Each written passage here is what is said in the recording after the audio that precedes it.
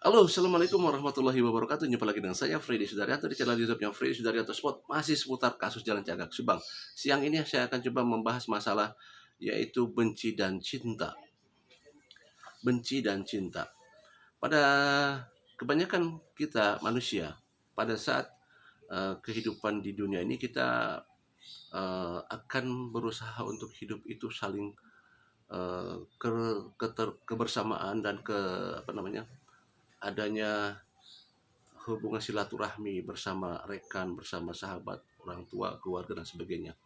Nah, artinya bahwa kita tidak bisa hidup sendiri. Kita tidak bisa hidup sendiri, melaksanakan apapun kita tidak bisa sendiri. Kita harus adanya eh, apa namanya bersama dalam lingkungan, bersama dengan masyarakat, bersama dengan orang lain. Tidak bisa hidup sendiri. Nah, apa sih kaitannya dengan kasus yang sekarang akan dibahas, masalah benci dan cinta?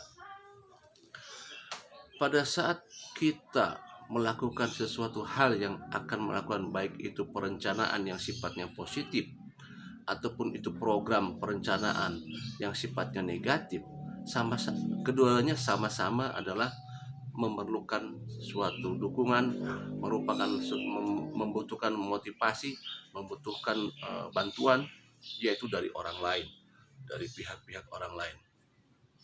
Baik itu positif yang kita akan kerjakan, apapun itu ya, kita memerlukan bantuan. Kenapa? Karena diperlukan juga ide, saran, juga apa dampaknya, positif dan negatifnya dan sebagainya. Dan kita membutuhkan seseorang untuk membantu kita dalam perencanaan program yang akan kita kerjakan. Sekali lagi, bukan hanya yang positif, yang negatif pun sama. Kita juga memerlukan bantuan orang, walaupun sifatnya itu negatif, program kerja yang negatif atau yang sifatnya kriminal dan lain sebagainya. Kita juga tetap membutuhkan orang. Masalahnya apa? Dibutuhkanlah ide, saran dan lain sebagainya. Ya, positif dan negatif sama-sama memerlukan bantuan orang lain. Apa hubungannya lagi kembali dengan kasus ini? Nah, dengan judul benci dan cinta, apakah benci dan cinta bisa dijadikan motif dalam kasus Subang ini? Jawabannya, tidak ada yang tidak mungkin, semuanya mungkin saja terjadi. Dua motif yang berbeda, satu tujuan sasaran. Dua motif yang bersamaan, tujuannya sama. Jadi begini, mungkinkah misalkan di kasus ini ada orang yang memang merasakan punya rasa dendam yang berkepanjangan, dan juga satu orang lagi mempunyai rasa asmara, cinta dan kasih sayang juga terhadap korban. Nah, satu orang yang pada saat di antara kedua orang ini, satu orang ini dianggap lebih dominan atau mempunyai sesuatu yang kelebihan, baik itu keberanian, baik itu percaya diri yang sangat tinggi. Pada saat dia mau melakukan suatu kegiatan yang sifatnya kriminal atau negatif, maka yang tadi saya sampaikan di awal, dia membutuhkan bantuan seseorang untuk bisa membantu. Pada saat membantu seseorang perlu dilihat adalah siapakah orang tersebut, kemudian bagaimana karakternya, bagaimana chemistry-nya, apakah orang ini bisa diajak kerja sama atau tidak. Nah, pada saat kita menemukan seseorang yang kita minta bantuan, ternyata matching dengan sesuatu, dengan apa yang kita mau, apalagi orang itu mempunyai tujuan yang sama, maka ini akan sangat matching sekali.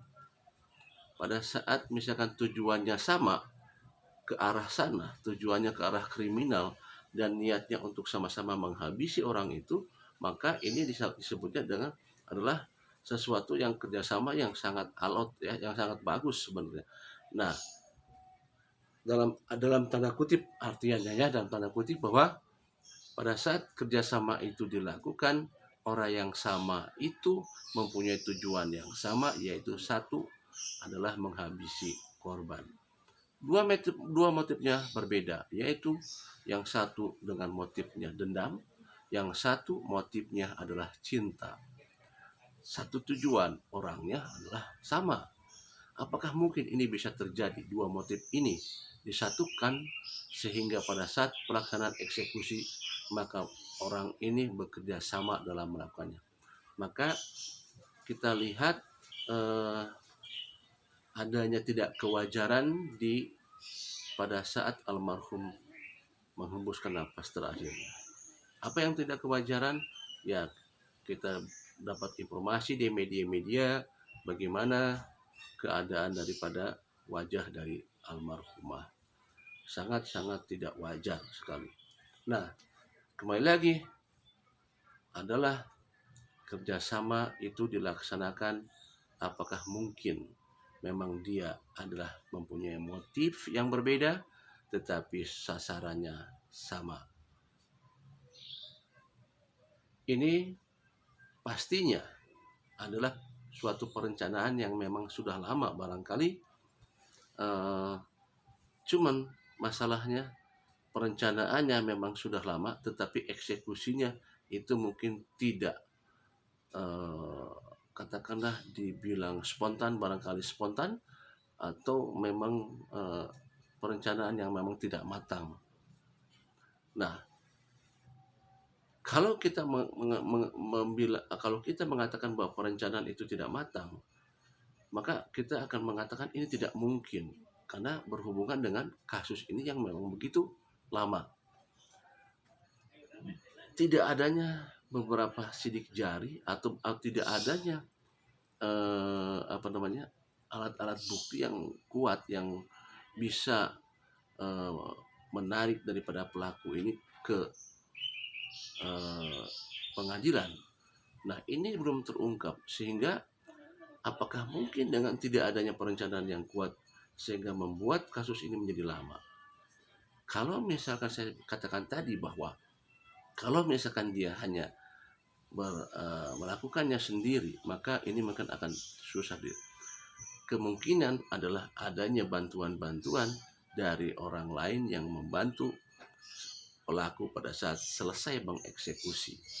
Adanya bantuan, tentunya bantuan ini adalah bersifat krusial atau yang bersifat adalah orang-orang yang mengerti masalah penghilangan sidik jari, yang mengerti masalah teknis-teknis penghilangan, kemudian yang mengetahui tentang teknis-teknis tentang alibi yang akan menguatkan daripada pelaku terjerat daripada kasus ini, ya, karena kita lihat alibi-alibi di antara para saksi ini sangat-sangat kuat sekali, susah terbantahkan. Nah, kemungkinan pada saat selesai mengeksekusi ada orang yang membantu dan orang itu punya pengaruh kuat sehingga bisa menghadirkan orang-orang penting, orang-orang yang mengerti tentang tadi yang saya sampaikan, yaitu yang mengerti tentang sidik jari, yang mengerti tentang masalah alibi, dan kedepannya terus akhirnya menghadirkan orang-orang yang mengerti tentang hukum sehingga menghadirkan namanya konsultan hukum yang memang pintar dalam mengatasi situasi daripada keadaan setelah pasca kejadian. Konsultan hukum ini pasti orang-orang cerdas yang men-set semuanya, men-set situasinya sehingga situasinya seolah-olah menjadi serba terbalik dan tidak disangka-sangka dan serba misteri semuanya, karena tidak menutup kemungkinan pada akhirnya nanti pada saat diumumkan oleh pihak kepolisian maka kita akan terkejut, orang-orang yang kita tidak sangka tiba-tiba muncul menjadi tersangka. Demikian siang ini materinya, benci dan cinta, apakah mungkin?